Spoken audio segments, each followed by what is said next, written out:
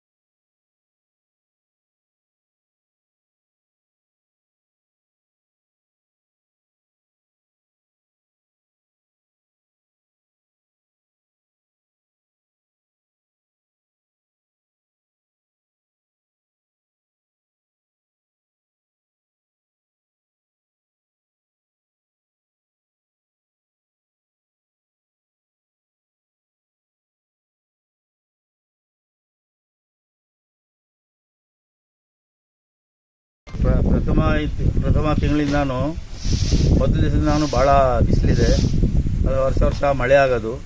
ಆದರೂ ಕೇರ್ ಮಾಡ್ದಲೇ ಪ್ರತಿಯೊಬ್ಬರು ನಮ್ಮ ಜನಾಂಗ, ಮುಸ್ಲಿಂ ಜನಾಂಗ ಎಲ್ಲ 30 ದಿವಸನೂ ಉಪವಾಸ ಇದ್ದು ರಾತ್ರಿ ಪ್ರೇಯರ್ ಮಾಡ್ತಾರೆ.